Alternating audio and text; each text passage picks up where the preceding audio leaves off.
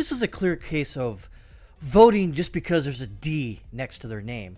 And you're going to get said results pretty quick. Now, the transformation of power in Chicago is basically from Democrat to Democrat to Democrat. And it keeps getting worse and worse and worse and worse. You had Rahm Emanuel, Chicago two-term mayor, get replaced by Lori Lightfoot. And then Lori Lightfoot gets replaced by Brandon Johnson. Who is Johnson? I think I did a story on him, but he's just a leftist, communist, socialist mayor. And he's got a D next to his name. And so likely what most of Chicago does is vote for Democrats. But guess what? Has anything gotten better? No, it's actually gotten worse. Actually, now there's mobs of people blocking off streets in Chicago and just doing donuts in the middle of the street. And what do the cops do? They get a hamstrung. They can't do anything. They can't shut it down.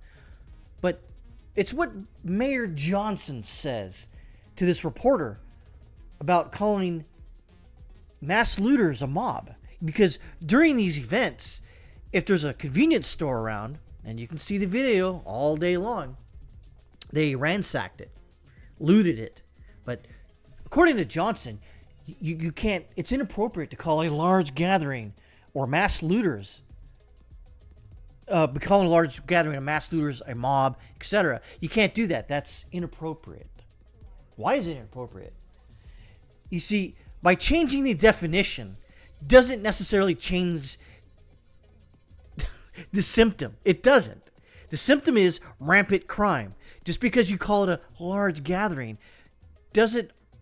You're trying to obfuscate the criminality, the mass looting that mob is doing in the middle of the street, illegally, by the way. But I guess, you'll arrest some kid reading the Bible on the street because of whatever. You'll do that. You'll reduce someone's liberties because they're filming the cops because you don't like it.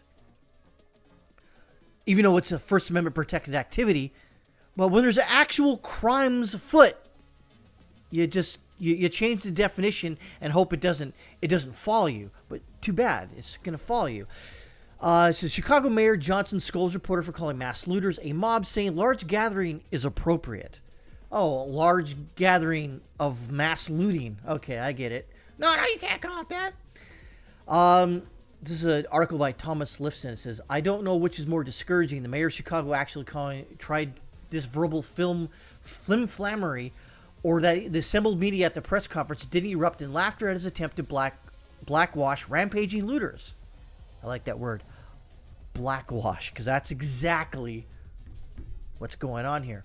And that's the thing, is the media, they're just mouthpieces for the state, mouthpieces for the administration, for the deep state. They don't care. They're just going, oh yeah, Matt, we'll just call them large gatherings now. Okay, anyways, sorry, we messed up. Blah, blah, blah, blah, blah. They're just there for a paycheck. They're not doing journalism. This isn't journalism. This is essentially regurgitating the narrative to all y'all. He thought he could get away with it, and so far as one can see, he did. Yeah, that's what I'm saying. So watch this video where Mayor Brandon says. So Johnson goes, that's not appropriate. We're not talking about mob actions. I didn't say that. Hold on a second, okay? Respectfully, these large gatherings that cause damage. These large gatherings, just hold on a second, y'all. I promise we'll have time to talk. It's important that we speak of these dynamics in an appropriate way. This is not to obfuscate what is actually taking place. No. That's exactly what is going on here. Mayor Johnson is obfuscating what is going on. He doesn't want you to see the large criminality going on. He doesn't want you to acknowledge that. He wants you to ignore the criminality. That is what he's doing. He is a scumbag libprog. And scumbag libprogs will scumbag libprog. Reporter 2. This was the scene near Roosevelt and Canal Sunday night. Groups looted a convenience store. More than 36 teenagers were arrested, along with a 12-year-old and at least one 20-year-old. Store owners say it was the second such incident in that area in just the past few weeks. And today, Mayor Johnson commenced Chicago police or commended Chicago police for the way they handled it, because they didn't handle it really. I guess some people were arrested, but do you really think they're going to get prosecuted? No, they're not going. Nothing's going to happen to them. They're going to do this next weekend and the next weekend after that, and they're going to continue this action until, well, it gets stopped. But it won't get stopped. When you got people like Brandon here, it's not going to, it will continue to happen until you stop it. The broken window theory, I guess. You got to start going, not just necessarily after the big crimes or the big cartels. You need to go after the people on the street that are shitting in the street, that are pissing in the street, that are closing off streets, doing donuts in the streets, and then looting a convenience store. And then Johnson goes on to say, to the best of their ability, I believe they attempted to engage with our young people, not criminals, with community partners, giving as much warning as possibly could. And unfortunately, arrests were made. That when you don't, I'm going to give you a quick story. When I was in the Army, I had a really good NCO that told me about standards. He says the Army has one standard. All right, and he goes, even I have one standard. I want this action to commence, and I want these results. I have one standard. The minute I change my standards, then I become a pushover. Then my standards are wishy-washy. They can change on a whim. So I have one standard and one standard only. And this is how I do my job. And this is how I expect you as my subordinate to do your job as well. That's it. But when you change the name of a mob or looters to a large gathering or young people or youths out there, you obfuscate what's going on. And you sort of water down the end result. You have probably hundreds of thousands of dollars in property damage. But that's okay, because it was a youths that did this. That we tried to get community partners down there, and they told us to. Well, the community partners went down there and they told us to go F ourselves. So that's what's happening. And he goes on to say, I doubt that many Chicagoans are fooled by this linguistic pretzel twisting. They see the 27% storefront vacancy rate. Holy shinola. That's about a third for you out there in Rio Linda. And the once proud Magnificent Mile, and the even higher rate in the Loop Office District, are these to be christened retail opportunities?